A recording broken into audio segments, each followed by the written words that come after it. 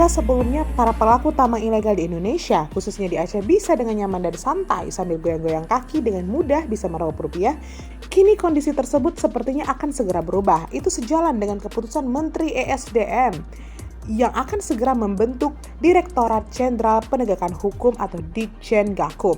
Tujuannya untuk memberantas pertambangan ilegal atau pertambangan tanpa izin atau peti yang kian menjamur di dalam negeri. Maklum saja, hingga saat ini Ditjen Gakum Kementerian ISDM belum terbentuk, namun aturan yang memayungi pembentukan Ditjen tersebut sudah tertuang dalam Peraturan Presiden atau Perpres nomor 169 tahun 2024 tentang Kementerian Energi dan Sumber Daya Mineral yang ditetapkan oleh Presiden Prabowo Subianto pada 5 November 2024 lalu. Seperti diwartakan laman cnbcindonesia.com 30 Desember 2024, Ditjen Gakum bertanggung jawab langsung kepada Menteri ISDM yang dipimpin oleh seorang Direktur Jenderal. Direktorat Jenderal Penegakan Hukum Energi dan Sumber Daya Mineral mempunyai tugas menyelenggarakan perumusan dan pelaksanaan kebijakan di bidang penegakan hukum energi dan sumber daya mineral. Begitu bunyi pasal 24 Perpres nomor 169/2024. Gayung bersambut, Direktur Jenderal Mineral dan Batubara atau Dirjen Minerba Kementerian ESDM Tri Winarno mengungkap, salah satu tujuan rencana dibentuknya Ditjen baru di lingkungan Kementerian ESDM itu adalah untuk memberantas praktik pertambangan ilegal atau pertambangan tanpa izin alias peti di Indonesia. Di sisi lain, Direktur Teknik dan Lingkungan Ditjen Minerba Kementerian ESDM Hendra Gunawan mengatakan alasan dibalik sulitnya pemberantasan peti di Indonesia. Katanya, ini lantaran melibatkan banyak pihak, termasuk berbagai macam oknum. Selain itu, lokasi penambangan ilegal berada di wilayah yang sulit dijangkau.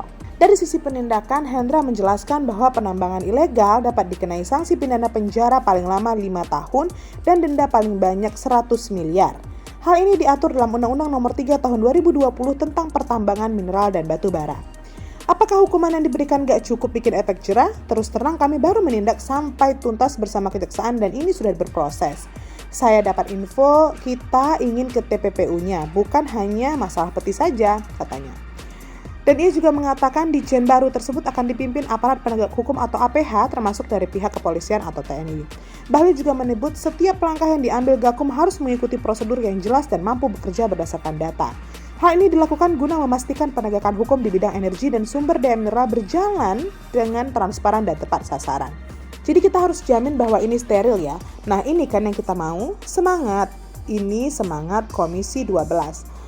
Saya mau jalankan dengan benar nih, tegas Bahlil. Semudah itukah? Inilah yang jadi soal.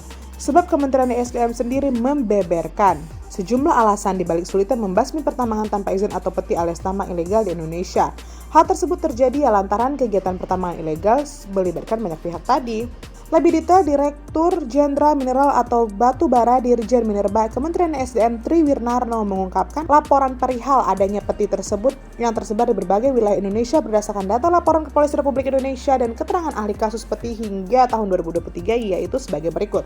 Aceh ada 11 laporan, Banten 1 laporan, Bengkulu 6 laporan, Jambi 1 laporan, Jawa Barat 3 laporan, Jawa Timur 9 laporan, Kalimantan Barat 1 laporan, Kalimantan Selatan 2 laporan, Kalimantan Tengah 1 laporan, Kalimantan Timur 7 laporan, Kalimantan Utara 1 laporan, Kepulauan Bangka Belitung 2 laporan, Kepulauan Riau 1 laporan, Lampung 4 laporan, Maluku 1 laporan, Nusa Tenggara Barat 2 laporan, Riau 24 laporan, Sulawesi Selatan 1 laporan, Sulawesi Tengah 1 laporan, Sulawesi Tenggara 2 laporan, Sulawesi Utara 2 laporan, Sumatera Barat 7 laporan, Sumatera Selatan 26 laporan, dan Sumatera Utara 12 laporan. Dengan begitu, berdasarkan data yang dipaparkan oleh Tri, jumlah peti di Indonesia yang terhitung hingga 2023 mencapai 128 laporan. Sejatinya, kata Tri, untuk menyelesaikan kegiatan pertambangan ilegal terdapat 3 hal yang dilakukan pemerintah untuk membatasi pergerakan. Di antaranya adalah Simbara, di mana aplikasi digital tersebut dinilai ampuh untuk mengatasi ruang gerak dan penjualan tambang ilegal. Apabila perusahaan itu tidak berizin, kemudian tidak mempunyai stok, maka perusahaan itu tidak bisa melakukan penjualan, terang Tri. Kemudian melakukan formalisasi pada daerah yang memang terdapat banyak pertambangan ilegal. Tri menilai pihaknya akan mengungkapkan apabila memang betul-betul untuk rakyat dan untuk kehidupan sehari-hari, maka pihaknya mengupayakan adanya formalisasi dan terakhir dengan melakukan penggabungan. Lantas, bagaimana dengan Aceh? Berdasarkan penelusuran dan data yang dihimpun dari berbagai sumber mengungkap, praktik tambang ilegal emas terdapat di Kabupaten Aceh Selatan, Nagan Raya, Aceh Besar, Aceh Jaya, Pidi, dan Kabupaten Aceh Tengah. Tapi, selama ini mereka begitu mudah mengeruk isi perut bumi tanah rencong. Karena, sekali lagi, di backup oleh oknum aparat penegak hukum alias APH. Jadi istilah kata jeruk minum jeruk.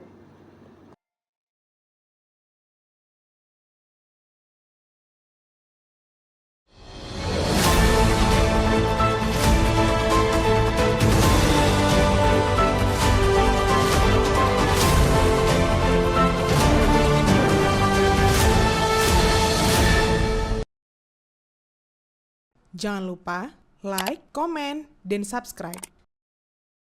Serta aktifkan lonceng notifikasi